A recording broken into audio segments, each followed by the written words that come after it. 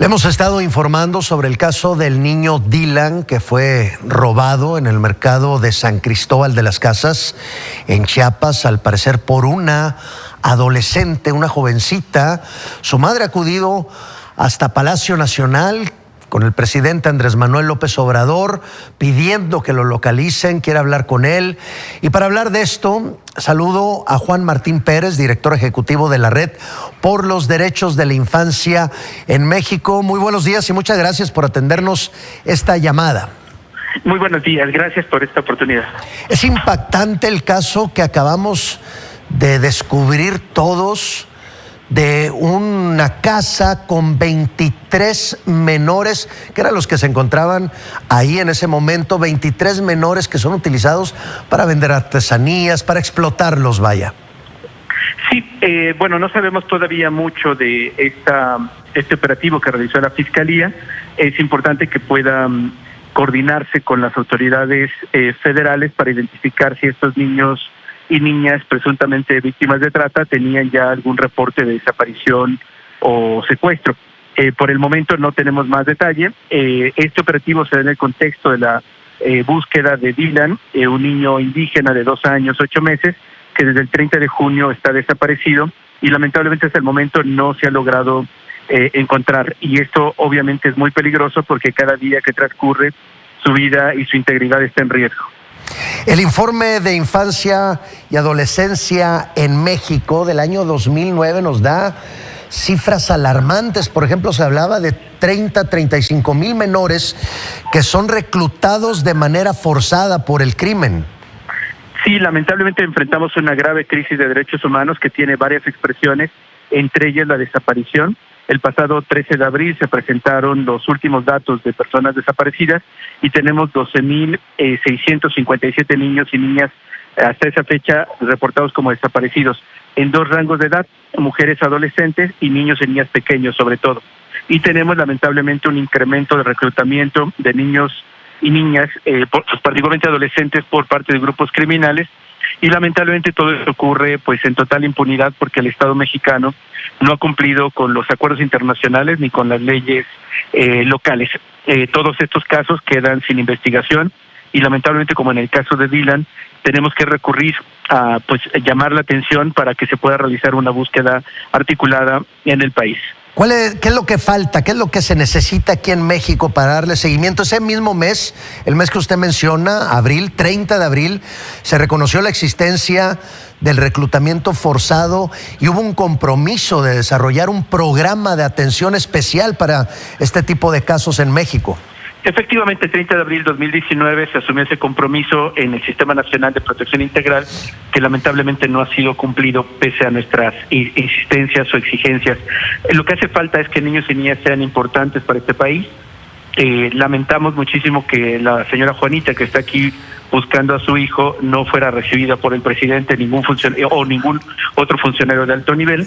Y esto pues da cuenta precisamente de que los niños y niñas no importan en este país, en este gobierno, y los anteriores, no es solamente de este gobierno, pero lamentablemente ahora necesitaremos una respuesta de alto nivel político para que niños y niñas sean una prioridad.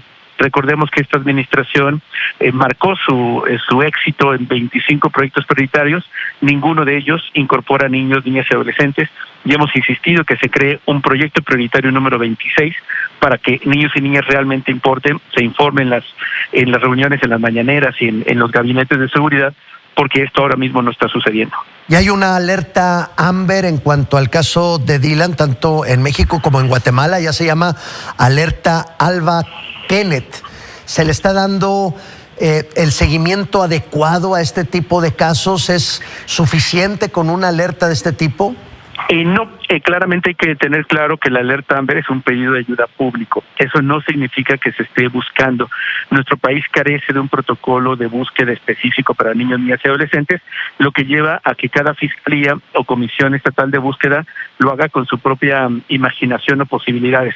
Y esto obviamente afecta la vida de niños y niñas. Por eso es que seguimos teniendo 12,657 niños y niñas desaparecidos, porque son ineficientes y porque no están buscándolos.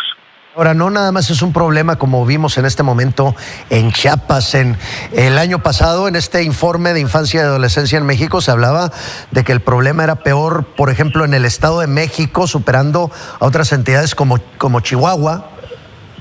Así es, efectivamente, el Estado de México acumula el 20% de todos los casos de niños, niñas y adolescentes desaparecidos. Están también Tamaulipas, Sinaloa, Guanajuato, como lugares donde la desaparición de niños y niñas se ha incrementado de forma muy alarmante.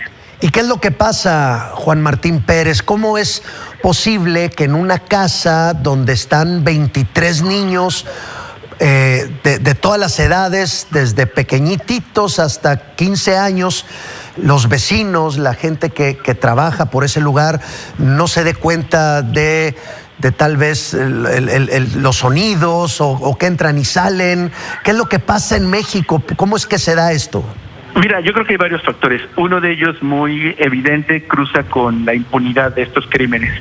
El que son invisibles, no se les da prioridad. Y para quienes toman decisiones, los políticos de este país, niños y niñas no importan, no votan, entonces no representan más allá que una preocupación de las familias desde su punto de vista. Y por eso la urgencia de hacer visible y recordar que es obligación del Estado y sus autoridades proteger a niños y niñas con prioridad. ¿Y qué pasa con el jovencito, por ejemplo, de ya 15 años? ¿Cuáles son las amenazas o qué es lo que él trae en su mente como para no salir corriendo y decirle a un policía, me tienen secuestrado desde hace tantos años? Mira, claramente las víctimas de trata tienen un proceso psicológico de desestructurarlos, de romperlos. Y lamentablemente esto implica que se pueda, en ese sentido, controlar a las víctimas. Por ello, la necesidad o la importancia de que las autoridades sean especializadas y logren, en este sentido, tener una respuesta articulada, que no sea solamente un oficio o una lógica, digamos, burocrática, que es como lamentablemente está sucediendo. Insisto, en este país no se busca prácticamente ningún desaparecido y menos niños y niñas, más allá de enviar oficios que circulan y que no tienen mayor seguimiento. Pérez, director ejecutivo de REDIM, Red por los Derechos de la Infancia en México. Muchísimas gracias, muy buenos días. ¿Algo que usted desea agregar? Sí, pues invitarles a todas y a todos a que se sumen a esta búsqueda con el hashtag ¿Dónde está Dylan? Nos ayudaría muchísimo que las personas que nos escuchan puedan sumarse a la exigencia, pero también a la búsqueda de este pequeñito.